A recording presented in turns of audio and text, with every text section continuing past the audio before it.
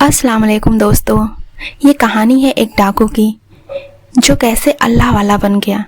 ये बहुत पहले की बात है कि जब सौदागरों का एक काफिला बगदाद की तरफ जा रहा था।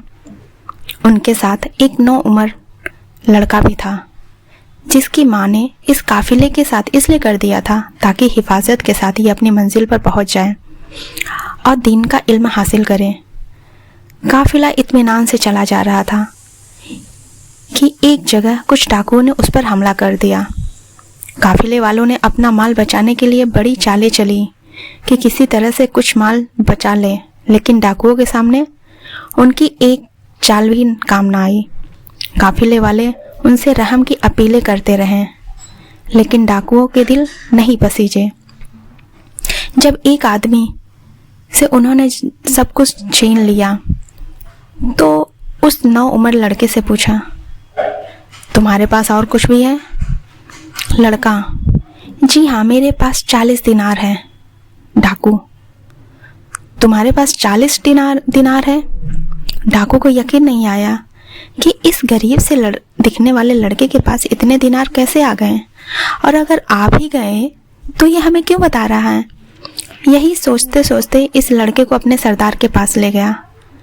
डाकू ने अपने सरदार से कहा, सरदार, ये लड़का कहता है मेरे पास 40 दिनार है। सरदार, क्या तुम्हारे पास वाकई 40 दिनार है? लड़का, हाँ है। सरदार, अच्छा तो कहाँ रखे हैं? लड़का, जी मेरी कमर से एक थैली बंधी है, उसी में रखे हैं। सरदार ने लड़के की कमर से थैली खोली तो उसमें वाकई 40 दिनार थे। सरदार हैरत से कुछ देर उस लड़के को देखता रहा, फिर पूछा, तुम कहाँ जा रहे हो बेटा? लड़का, दीन का इल्म हासिल करने बगदाद जा रहा हूँ। सरदार ने पूछा, क्या तुम्हारा वहाँ जानने वाला कोई है? लड़का, जी नहीं, मेरी अम्मी ने मुझे ये 40 दिनार दिए थे ताकि मैं इत्मीनान के साथ दीन का इल्म हासिल करूँ, क्योंकि एक अजनबी शहर में मेरी ज़रूरतें कौन पूरी करेगा और क्यों मैं किसी का एहसान उठाऊँ। सरदार बड़ी दिलचस्पी और हैरत के साथ उस लड़के की बातें सुन रहा था और वो सोच रहा था कि इस लड़के ने ये दिनार छुपाए क्यों नहीं और बता क्यों दिया। अगर ये छुपा लेता तो हम लोग तलाश करने पर भी नहीं पा सकते थे, और ये एक अजनबी शहर में तालीम हासिल करने जा रहा है और उसके खर्चों का दारोमदार इसकी रकम पर है, लेकिन फिर भी ना छुपाकर सब कुछ बता दिया। बच्चे की सादगी और सच्चाई ने उस डाकू सरदार को अंदर से झंझोड़ दिया और आखिरकार उसने पूछ ही लिया, बेटा, तुमने ये रकम छुपाई क्यों नहीं? अगर तुम ना बताते तो हमें शक भी ना होता कि तुम्हारे पास इतने पैसे भी हैं। लड़का, जब मैं घर से निकल रहा था तो मेरी माँ ने मुझसे कहा था, कुछ भी हो तुम झूठ नहीं बोलना। तो भला मैं अपनी माँ के हुक्म को कैसे टाल सकता था? सरदार के अंदर का इंसान जाग गया। वो सोचने लगा, ये छोटा लड़का अपनी माँ का ऐसा फरमाबरदार है कि वह पैसे ना होने की वजह से अपनी होने वाली मुश्किलों को जानता है और अपना मुस्तकबिल तबाह होते देख रहा है, लेकिन माँ का हुक्म टालने को तैयार नहीं है। और मैं कितने अरसे से बराबर अपने रब और परवरदिगार के हुक्म को रौंद रहा हूँ।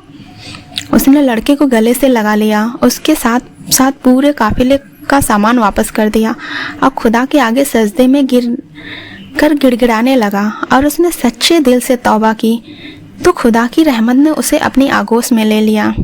सुभान अल्लाह। तो दोस्तों, पता है वो डाकू क्या बना? जी हाँ, फिर यह डाकू अपने वक्त का जबरदस्त वली और अल्लाह वाला बन और खुदा के बंदों को लूटने वाला, खुदा के बंदों को दीन की दौलत तकसीम करने वाला बन गया। एक अजीम माँ की तरबियत ने सिर्फ अपने बच्चे को ही ऊंचा नहीं उठाया बल्कि डाकुओं की भी तकदीर बदल दी। और दोस्तों, पता है वो लड़का कौन था? जी हाँ, ये वही होनहार लड़का था जिसको सारी इस्लामी दुनिया अब्दुल कादिर जिलानी रहमतुल्लाह अलैह के नाम से जानती है और जिसका नाम आते ही दिल अकीदत और एहतराम से झुक जाता है। अल्लाह हम सबको अमल करने की तौफीक अता फरमाए।